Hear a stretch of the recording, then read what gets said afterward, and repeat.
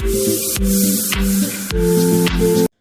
Krishna to everyone, welcome back to my channel. So हम Indians बात बात पे ये बोलते हैं हमारा भारत महान, लेकिन क्या एक्चुअली में हमारा भारत महान है?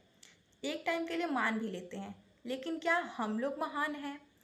एक कंट्री वहाँ के लोगों से बनता है, और जब वहाँ के लोग ही खराब होंगे तो फिर कैसे कह सकते हैं कि वो देश महान है? So in this video we will be talking about civic sense of Indians. So as a people of India, civic sense के नाम पे हमारे देश की हालत बहुत ख़राब है। जो चीज़ हमें बचपन से सिखाई गई है वो हम बड़े होते होते एकदम भूल गए हैं। जैसे हमें बचपन से सिखाया गया है कि यहाँ वहाँ कचरा नहीं फेंकते हैं, पब्लिक में शांति से रहते हैं, हमारे एक्ट की वजह से किसी और को डिस्टर्बेंस ना हो। Air pollution, water pollution, noise pollution, ये सब के बारे में हमने बचपन में पढ़ा है। लेकिन जैसे जैसे हम बड़े हो रहे हैं हम सब कुछ भूलते जा रहे हैं। जब हम छोटे थे तब तो हमारे पेरेंट्स ने हमें रोका टोका कि अरे कचरा वहाँ नहीं फेंकते हैं, यहाँ नहीं फेंकते हैं। लेकिन जैसे जैसे हमारी खुद की बुद्धि बढ़ने लगी हम उन सारे बातों को ऐसे निग्लेक्ट कर दिया जैसे वो कुछ है ही नहीं।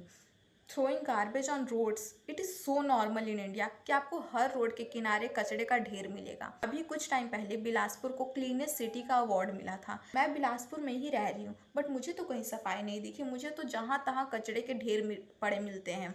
और सुबह सुबह कचड़े वाली गाड़ी तो आती है, लेकिन पता नहीं वो लोग भी कचरा कहाँ डंप करते हैं, क्योंकि सारा कचरा तो रोड के किनारे फैला हुआ है। बट गलती सिर्फ गवर्नमेंट की नहीं है, गवर्नमेंट ही रिस्पॉन्सिबल नहीं है साफ़ सफाई को लेके।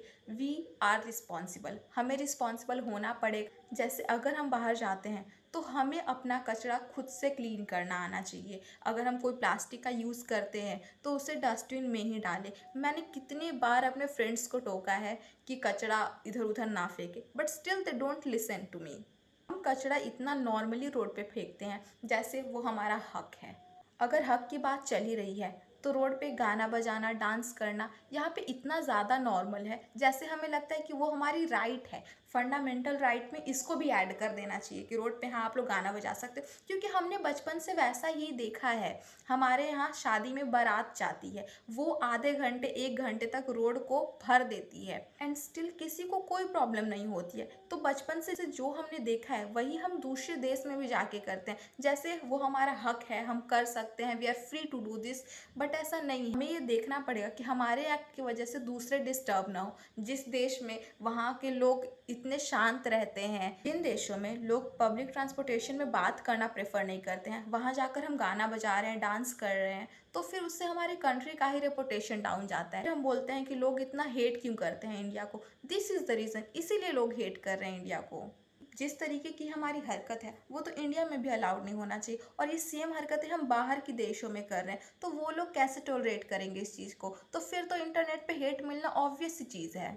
जब कोई बाहर देश से हमारे इंडिया में आता है we treat them like celebrities, हम उनके साथ फ़ोटो खिंचवाते हैं। लेकिन जब हम इंडियंस बाहर देश में जाते हैं, हाउ वी गॉट ट्रीटेड? गालियों से स्वागत होता है हमारा।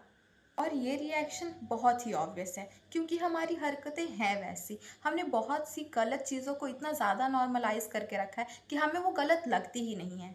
जैसे स्पिटिंग ऑन द रोड, ये तो सबसे ज़्यादा गंदा है। हमारे कितने हिस्टोरिकल जगह इस वजह से ख़राब हो रखे हैं, वी डोंट रियलाइज़। लेकिन इस वजह से बहुत ज़्यादा बीमारियां भी फैलती है, लेकिन हम इतना इस चीज़ को नॉर्मल कर देते हैं कि हमें इसमें कुछ गलत लगता ही नहीं है। हम रोड पे इतना लाउड म्यूज़िक चलाकर चलते हैं, कोई ट्रैफिक रूल फॉलो नहीं करना है, लोगों से बहस करना है छोटे छोटे चीज़ों पे, और सबसे बड़ी चीज़ बात बात पर गाली देना।